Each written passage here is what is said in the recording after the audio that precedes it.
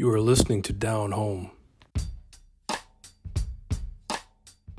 Me and Jay aren't back to our weekly episode schedule yet. That'll happen in February. In the meantime, enjoy this special conversation with our friend John Orpheus. Based out of Toronto, but born and raised in Trinidad, John is a very talented multicultural musical artist and a published author. This is from John's website. His musical journey has taken him from the Caribbean bush to festivals across Canada and the US, to opening for Liam Gallagher on a UK tour.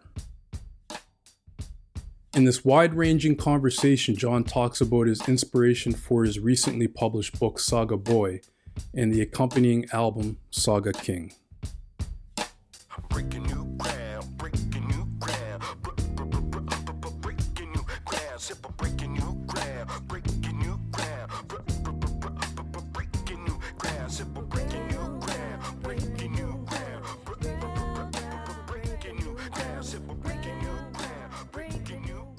Welcome to Down Home, the Nova Scotian experience from two black men. I'm Derek Wise, and as always, we have Jay Jones. What's happening, soul people?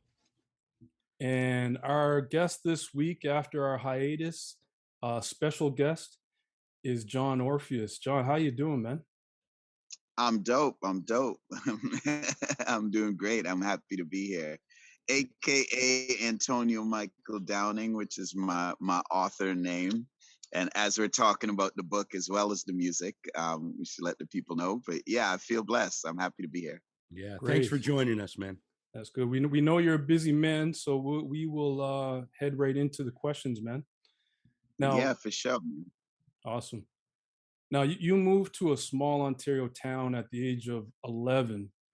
I can actually relate. I can relate because my mother moved me to Brockville, Ontario at the age of 8. Whew. Yeah, I know. Isn't that something? But I know, huh? And I think we were the one of two black families where there was a Nigerian family and us from Nova Scotia in the town. So, I remember the feelings of isolation, like the loneliness. How did you deal with that back then?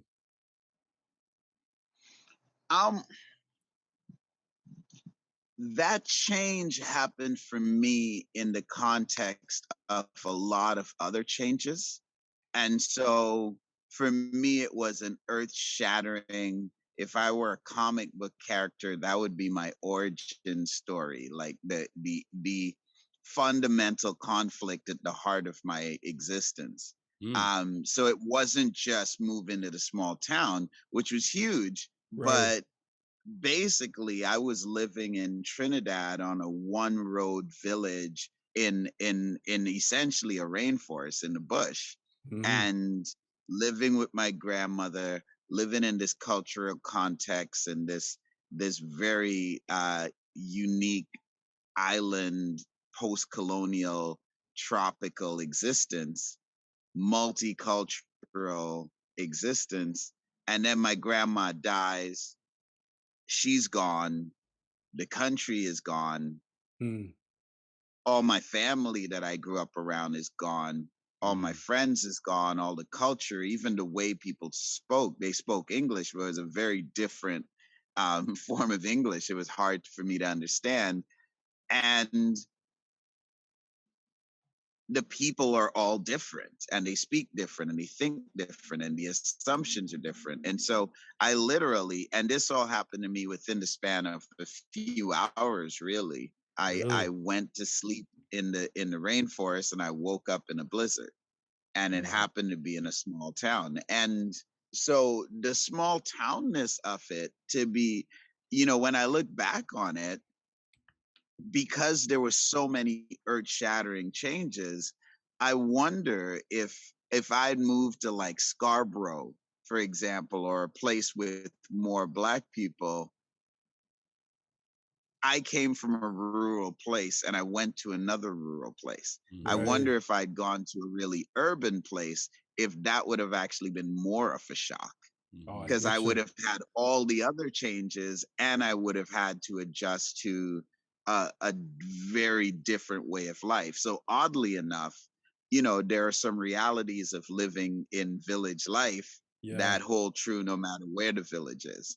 And so there was, oddly, in a weird way, there was consistency for me in that there was a bush, but it was a different bush. There were animals in it, but there were different animals. There were, petty country politics, but it was different petty country politics. You know what I mean? So that was hard. But we were the only Black family in Wabigoon, Ontario, and probably I think Dryden, probably in most of the towns in the area, not just that town.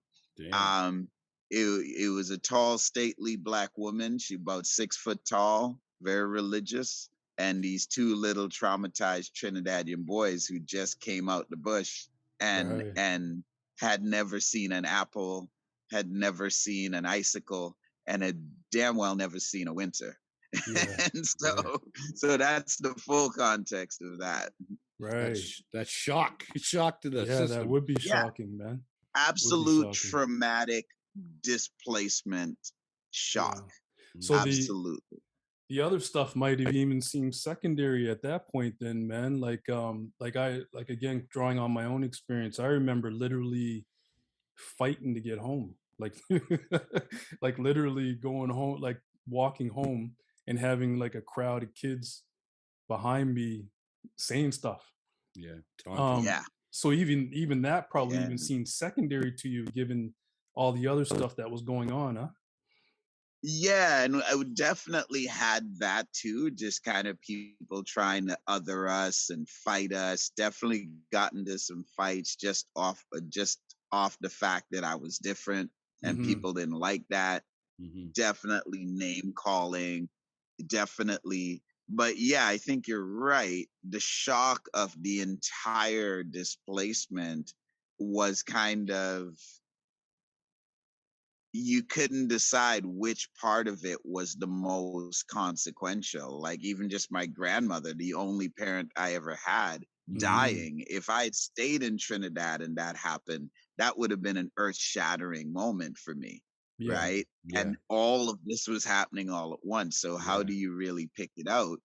But in terms of being Black, all the things you'd expect came with it, but it was compounded by all these other further traumas, really, is what I call them, because there's no other way you could describe it. Like it was just nothing I'd lived in my life could have prepared me for all of those things less much at once.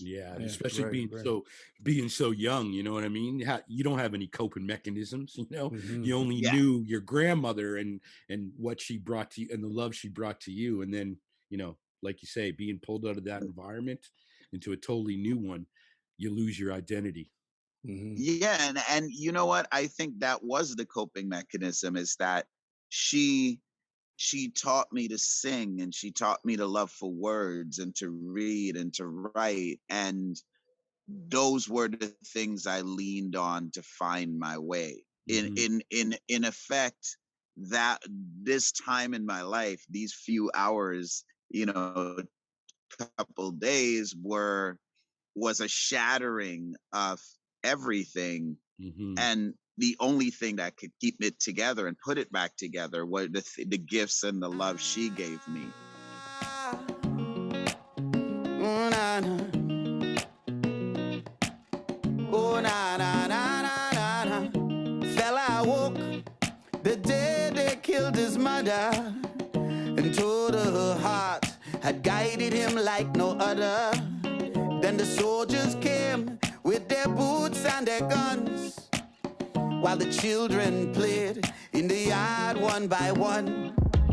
They threw a body from a window, and the soul took flight.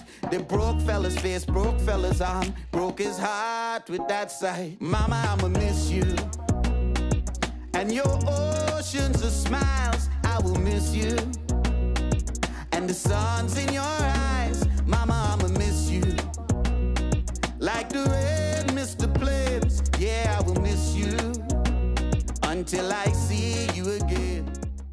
That was my coping mechanism. Yeah. And as a kid, as a kid, I would say sometimes it wasn't a bad time for it to happen, because sometimes as kids we adjust quicker and we're more flexible. Like, for example, my brother, who came with me and was 3 years older, and we had the exact same circumstance, he Mm-hmm. had a much tougher time Right. adjusting. Mm-hmm. Mm-hmm. And there are a lot of reasons for that, but I also think part of it is he was he was I was young enough to be able to leave a lot of Trinidad behind, Mm-hmm.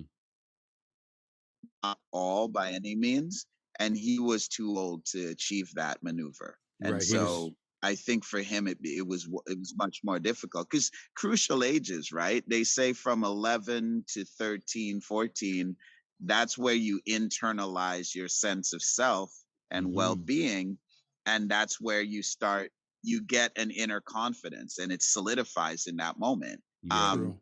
and it gets bonded to wherever you are when it happens. And so for Mm-hmm. me, it hadn't happened yet, and for him, it had. And Right. so Mm-hmm. we were on either side of a very crucial developmental divide. Mm-hmm. That's interesting. And yeah, it's a fascinating thing. But in one way, you could say I've spent my whole life trying to reassemble the pieces that were shattered in that time. Mm-hmm. Wow. And how I've done that has made me the man I am. Mm-hmm. Right. Now, Mm-hmm. that's interesting though. The your album, Saga Boy, touches on a lot of those themes, like searching for home, family, love, belonging. And I'm sure your book is going to deal with a lot of those aspects as well. It's interesting because a lot of our podcast conversations have dealt with very similar conversations, um, and it seems to be a prevalent theme amongst our Black community here in Canada. Yeah. Um, yeah, definitely. Now, how Yeah, well, how and first, let me correct you there. The album's called Saga King. The Saga book King? is Saga Boy. Sorry, Yeah, sorry. because Okay. no, that's okay. But it's an important opportunity to. The reason for that is the book is kind of the journey of the boy, and Right. the album's the celebration of the man. So, Right. and I called it King because it's kind of like the sovereignty of having found where you belong and be comfortable in your skin and have a Yeah. sense of home after Right. losing it. And I think a lot of Black people tell that story on your podcast, because that's actually a microcosm of Black people being displaced from Africa, Mm-hmm. Yes. and always and basically being strangers in a strange land, even though we've been here for hundreds of years, but Yeah. Mhm. there's still a sense of displacement, I Yeah. think.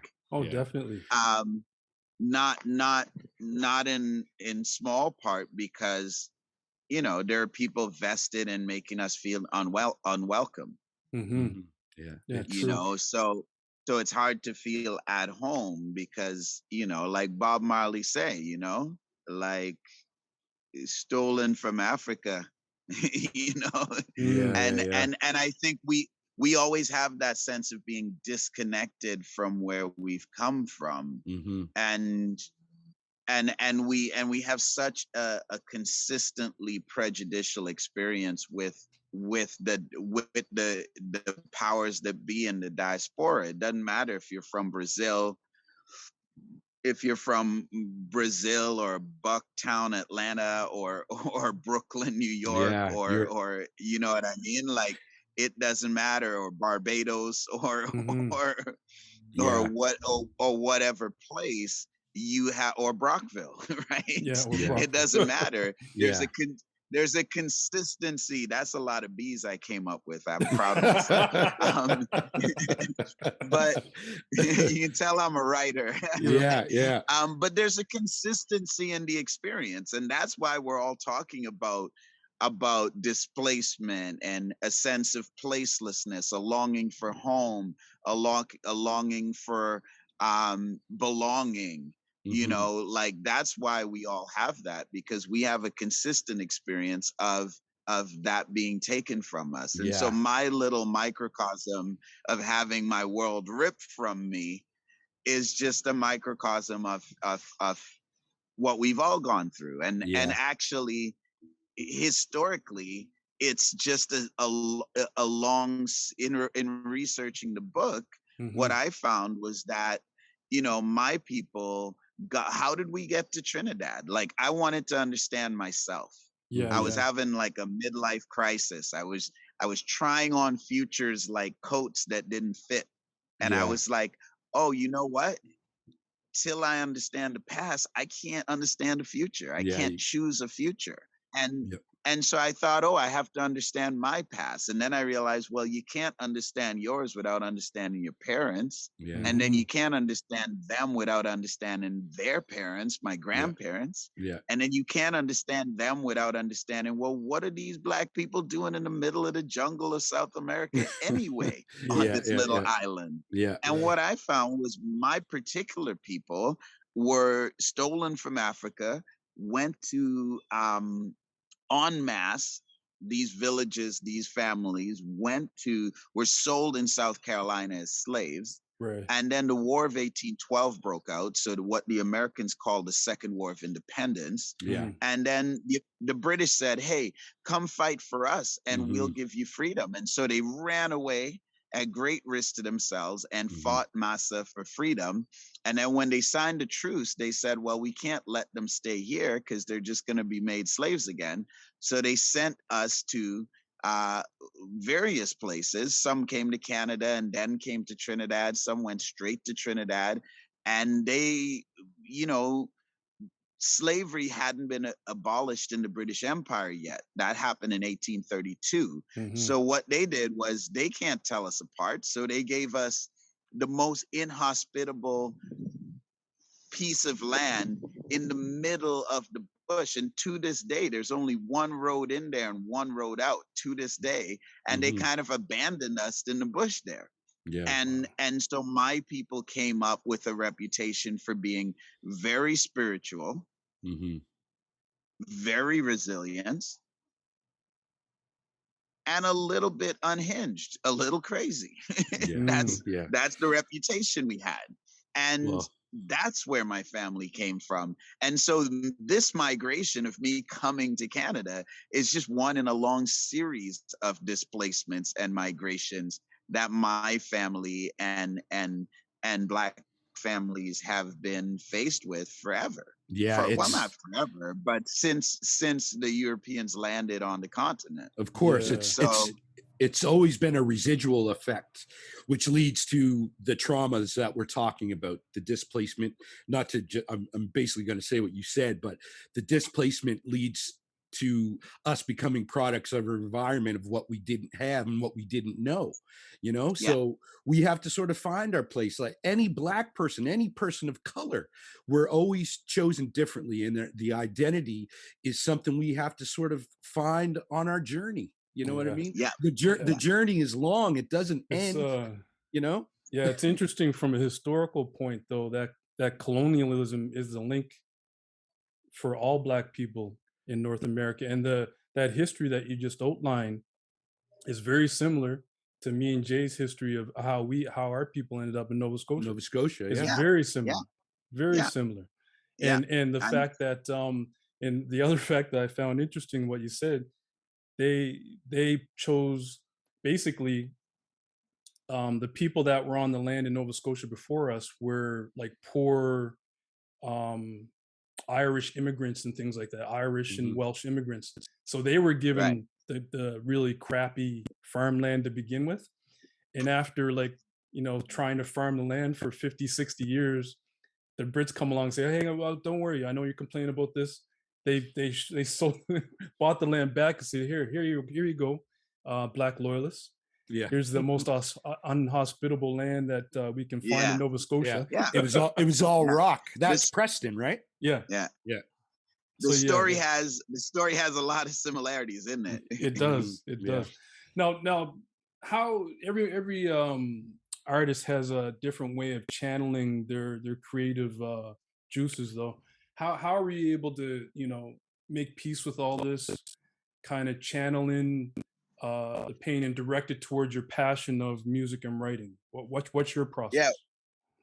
with great difficulty. I think I think the problem for me was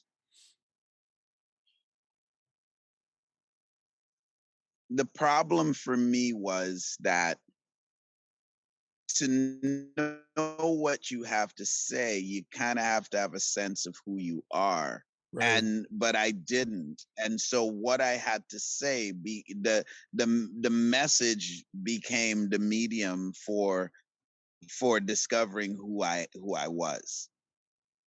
So the music became the medium for discovering myself. So for example, and I'll make that concrete so people can see what I mean by that. So I always felt split between, okay, well, are you Trinidadian or are you Canadian? Right. Mhm. And then I'm black and I came up being black, and so I'm influenced by black culture, but at the same time I'm living in these places where it's overwhelmingly white, so I'm influenced by white culture. And in Hmm. fact, that started before I even left Trinidad, because I learned to read by reading the King James Bible, right? Mhm. Yeah. Hmm. And so in that way, the logic and context of the Queen's English framed the very way I thought and spoke.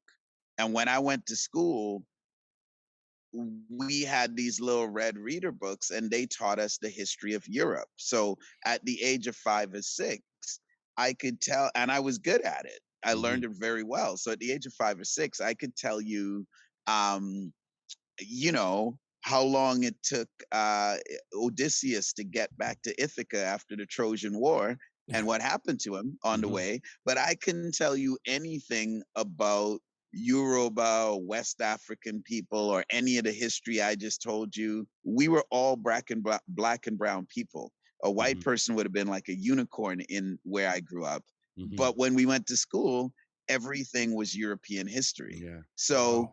basically what I'm saying is, as I start my book, the first line in my book is, the Queen designed my brain, right? Interesting. So the split the split personality of having an African body and this very colonized white framed, the very boundaries of what I thought was possible was framed by white folks. I created in me a very split consciousness. And my art became, how do I pull these things together? So I wanted to play blues, but then I was like, but what about soca? Yeah. And then I was playing in punk bands, but I was like, oh, but what about hip hop? Right. Mhm. And then I was playing in and so I was playing in a soul band. I had my own soul band, and I was like, well, what about these classical forms? And then or what about prog rock, right? Mhm. And so I Mhm. was always trying to find a way to include the part that was missing, and Hmm. nothing ever felt right as it was presented to me in the world. And so I was always taking things that weren't supposed to go together and fitting them together, because it didn't feel right if to leave any of it out. Yeah. It Right. didn't Right. feel like I was because I was desperate to define myself, Mhm. Hmm. right, through the music. And so it Mhm. was like, okay, well, we got this funk and it's bluesy. I want to rap on it. And Mhm. and we got this punk and we're going to do some screamo, and I want to talk some Trini on it, Yeah. or Yeah. like that's what I was doing, because I Yeah. was just like, because for me it wasn't, oh, I want to get famous. It wasn't, I don't have, it was, yeah, the juvenile rock star dreams, but it was also, hey man, this is the only place where I feel empowered to define myself Yeah. for Hmm. myself. Yeah. And so Interesting. my process became, you know how do the Beatles mesh with Most Def? How do, like Danger Mouse made the album where he put the Black album and Jay-Z's Black album and the Gray Beatles album. White album together. And I was like, that was when I was like, yes, okay, this is where I'm hearing me now. Or I played in a band called the Hippie Mafia with some guys from Manchester who were, somewhere in the Happy Mondays. These bands where, these bands where guys from the Happy Mondays moved to Toronto. He wanted to start a band. I ended up in the band. We ended up touring with the Manchester Millionaire Boys Club, like Liam Gallagher, and kicking it with Manny from Stone Roses and stuff like that. But I'm on the stage and I'm talking Gil Scott Heron, and I'm talking dub poetry, and they gave me license to do that, but I needed to do that because I couldn't just be in a band that sounded like a Manchester band. I love that music, but that wouldn't be fully me. And so I was always trying to bring whatever was missing into the mix. And that's what I've always done. And then, so I ended up with mashups, and I ended up with I did a record called John Orpheus is Dead. And that ended up being sort of equal parts pop, rock, and hip hop, but not enough of any of those things. Like when I was a youth, they told me I was too black to be listening to metal. And then when I got near the black people, they told me that I wasn't black enough because I was listening to metal. And so and so I spent a lot of time going, I don't fit in. I don't see me in any of this, but I see parts of it I like. So I'm going to put it together in a way that works and speaks for me specifically. And a lot of my career, almost my entire music career, has been people going, this is really great, but we have no idea where it fits. We know you're selling out shows. We know you. At one point, I even had a top 40 rock radio hit. And they're like, yeah, but we can't compare you to anything. And so therefore we can't work with you. And in a large ways, my career, I just basically stopped. I ignored the industry. And then I started singing in Trini and making music in the soca, dancehall, Afrobeats realm because I'd never done that. And again, pushing the sound to express myself, because we'll drop a dancehall tune, but it won't really be dancehall. We'll drop a hip hop tune or a funk tune, but it won't really be those things. And and after a while, I'm just like, look, what's happened with the book is people didn't understand the art, and the book is about the artist. And once they understand the artist, they were all kind of like, so we don't need to compare you to what's out there. You're just an artist making your own statement. And a magical thing happened when that occurred, which is they started taking me on my own terms, which is where I was the whole damn time. And so that's kind of the evolution of my process at a high level. And the forces that were always driving me. Like, I'm not that dude that looks around and goes, oh, this style is hot this summer, let me make one of those. I'm always looking inside and going, how can I pull together all the things I like and are relevant to today to express what's going on inside? Yeah, you have to and feel I think it. that's the key. Yeah, because I'm not doing it. My motives in doing it is to express the totality of my experience. And I think that that's a really ambitious and some might say foolhardy from a business sense approach, because if I just picked a genre and just did my best to mimic what was happening in that genre, I'm capable of it, but I would be bored. I would be bored, and I would not feel fulfilled, and I would give it up. And so I have to do music that is that goes to the heart of my experience, and the heart of my experience is that search for a place, that longing for home, that diasporic placelessness, and how we cure it. that's basically the center of my existence. Mm-hmm. With that being said, we met a few years ago at one of your shows at the Painted Lady, and you knew my friend Lily Mason. True. Yeah. We had a conversation, and you found yourself sort of stuck musically. You didn't really know where you were going to go, and this was before sort of the book. And Yeah. so you find, was there's some, with what you just said, in order to feel, in order to be, you had to go inside. Was that sort of the transformation you had to make in order to jump into writing the book, which unleashed you being able to make the music that you made? You know what I mean? Yeah. I mean, I remember that conversation well. And you were the only person. I was having a lot of conversations in that period because I felt stuck. Mm-hmm. And you were the only person that gave me any perspective that made me feel like there was a way out of it. And for me, I think it was the frustration of what I just described to you.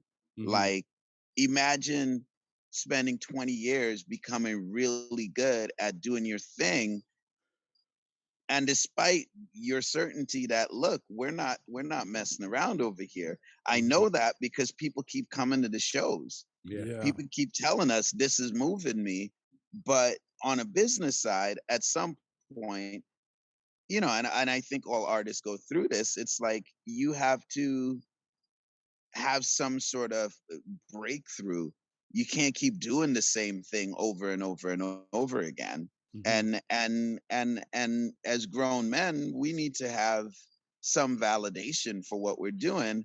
And I wasn't getting that, mostly because the business people were not getting me. Mm-hmm. Yeah. The industry was trying to fit you into that round hole, right? Even though you might be a square peg kind of thing. Yeah. They were just going, well, where does this fit? Where does this fit? Where does this fit? And I just felt like, the best musicians in the world don't fit anywhere. Like, where does Miles Davis fit? Where does Bob Marley fit? Yeah. Where does Mos Def fit? They were ahead of their time. They are, and ahead of their time. Yeah. Yeah, but I knew that. And there was something about the way, and it's partly a Canadian thing, but it's partly just the way the industry has become, where unless we've seen it somewhere be successful, we can't sign on to help make it successful. Mm-hmm. Which is a catch-22. But that's a stupid thing, because there's already a Bob Marley and a Mos Def and a so and those people didn't become great artists because they were mimicking what someone else was doing. They became great artists because they looked inside and expressed themselves, and they innovated. And so I knew they were wrong. Yeah. But I didn't know how to break through. Right. And so I felt a disconnection from the art. The business wore down my passion for the creativity. Yeah. And to be honest, when I wrote the book, I didn't know if I was going to make more music. Mm-hmm. Like, to be honest, I was thinking about quitting for years. Mm-hmm. Oh. Oddly enough, while I was making some of the best music of my life, I was like, the creativity was off the chains, but I was like, yo, this creativity is off the chains, but I'm not feeling any kind of progress. Yeah. And so I was exhausted. Mm-hmm. It's demoralizing and exhausting. And I think, a lot of musicians go through that, even ones that are trying to do whatever is hot at the moment. Yeah. And so I said, you know what? I'm going to write this book. Yeah. I dropped everything. I just said, I'm going to make this book happen. And when the book was done and it was getting ready to come out, I had to do such a deep dive into myself that I realized, man, you got a lot of stuff you need to say that can only be said musically right now. Mm-hmm. And now the passion is rekindled. You look like me. I can see me in your eyes. effortlessly. You're wild and free. You look cute when you smile. Little Trini boy, it was Juve morn. Wake up with the sun and the word, it was born. And the rum and the mud and the oil on the skin. And we run through the night, through the ages of sin. And go back to the slaves and the chains. Like a who devils calling with name. Sukunya, sucking on the vein. The rain spraying, the blood drain. And we were eating mangoes. And we had a pair of goats. Grandma knew the angles. The Old Testament she'd quote. You look cute when you look cute when you look cute. And now the connection with the art becomes primary again, as opposed to the frustration with the business. Yeah, I think it's a testament of finding your voice. And I think it's also a testament of making peace or even exploring those things that you do have to explore. I know for me during the pandemic, I love poetry. I love expressing myself through words as well. And I write constantly during the pandemic. I have millions of verses, literally, you know what I mean? But it opened up the door to finding out who I am, finding what hurts me, what I feel, but and I find it so empowering to be able to find that voice and to hear that voice and to be able to say things along with that voice, because it's a voice that's always been there. And I just want to know, for you, do you think that was that bridging the gap from writing the book to your music? Like, once you were able to sort of find that certain vulnerability, did it open up those doors for you again in order for you to become from a boy to a king? You know what I mean?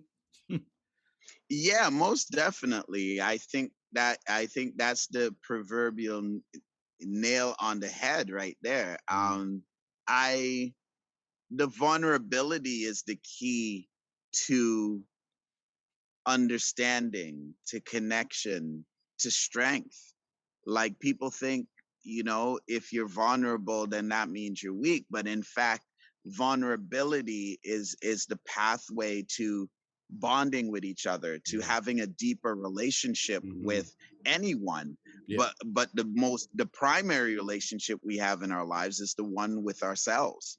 And so being able to go into those places that I was afraid to go deepen my understanding and my self-awareness and my sense of what story I was living and how I wanted to write it. And suddenly that future that I couldn't see, all those coats I was trying on, became very clear. And once you have that clarity, now it's like very easy to see what needs to be said and how it needs to be said. And that's where the album Saga King came from. And that clarity, that becomes your sense of place. That becomes your home. That becomes the healing of the displacement that happened at the beginning when I'm 11, and that's been happening to Black people all along. The healing comes from the clarity to see things as they are, the courage to, again, accept what you can and change what you accept what you can't change and change what you can. And then the compassion to do it with to lead with our heart in that journey, which I think is something that's often missing. And these are the things that I got from being vulnerable and from going inside. And those were the rewards of it. And I felt I came back very rooted, very grounded, very very clear, very strong, less weight, very much like, where I was kind of like, I don't need anyone in the industry. What I need to do is just do my thing and get it out. And because the reason I'm doing it was never for them. It was for me. And then the odd thing, of course, is when you start ignoring the audience, that's when they start paying attention to you. Exactly. And so So as soon as I said that and started proceeding, suddenly, Exclaim says my album's one of the top 20 anticipated of the year, right next to Drake. And suddenly Complex Canada wants to do a profile, and Words and Music, and all of these different places. But, I don't blame them. I think they just didn't get it until they read the book, and suddenly they were like, now we understand. And also the cosign of Penguin Random House giving me the book deal and the platform to tell my story suddenly made all the music press sort of realize, there's something. Part of it is they're like, yes, we recognize that something is happening here that we didn't quite get before. Part of it is I've gotten better at my craft. And part of it is it's just a better story, so people want to write about it. But the combination of those things meant that suddenly I was relevant. Yeah. It's so funny. Vulnerability is such power. And once you tell your story and people start to see it, they love a sort of underdog story. You know what I mean? In the sense of, and the underdog story itself is actually you becoming yourself. It really has nothing to do with, of course, there are circumstances that make you who you are, but those circumstances, being able to work through them and fight through them, the underdog story, the throne that you want to sit on is you sitting down, and maturity isn't becoming someone new. It's accepting the person you always were. That is the throne. Very true. Those are the things they will praise you for one day. And so be radically you. Strong words. But whatever it is that makes you you and defines you, however it is, don't allow anyone to take that from you, because in fact that is the great gift that you have to offer. And so be radically you, because the only thing any of us have to offer is who we are. That's true. And whatever you resist will persist anyway. So you can't run and hide, right? Awesome. Thank you very much, John. That was awesome, man. Snap, clap. Thank you guys for having me, man. I appreciate y'all. I feel like it's so uplifting to see brothers coming together to try to enlighten and build self-awareness and build connection. I feel like you guys are inspiring to me. I'm proud of what you're doing, and if I can help in any way, consider me. I'd be honored if y'all consider me an ally to the cause. For sure. That's awesome. Thank you very much, man. We really appreciate that. Definitely. John, it's been a pleasure for you to share song, share your soul, share what you've been up to, share your wisdom, your history, and giving us a little bit of a history lesson as well. I think we all learn from each other when we share with each other. The best moments are the moments that are shared, and we have a little bit of history like that. Derek and I go way back, and now we're sharing this moment right now. So everybody, this guy's out there, he's singing, and he's writing, and you can check out his book, Saga Boy, and also his accompanying album called Saga King. So we just want to thank you for being on Down Home and sharing what you have to share with the world. It's important. So keep up the good work, man. Thank you. Blessings, brothers. Derek, Jay, my pleasure. Breaking new ground, breaking new ground, breaking new ground, breaking new ground, breaking new ground. You have been listening to Down Home. Subscribe wherever you listen to podcasts. Breaking new ground, breaking new ground, breaking new ground. The songs, Fella Awoke, and You Look Cute When You Smile, are courtesy of John Orpheus and can be found on his album Saga King. Now it's time to flex with the force from the soul, reaching all aspects, getting deep, no time to sleep as you reach your next phase, laying it all on the line. New trails start to blaze, it's a fire inside, a brand new path, breaking down the sum. The song Breaking New Ground from The Breakdown. A connection so strong, transcribe with the vibe like magic prescribed, only to see the perfect blend like a diamond in the rough.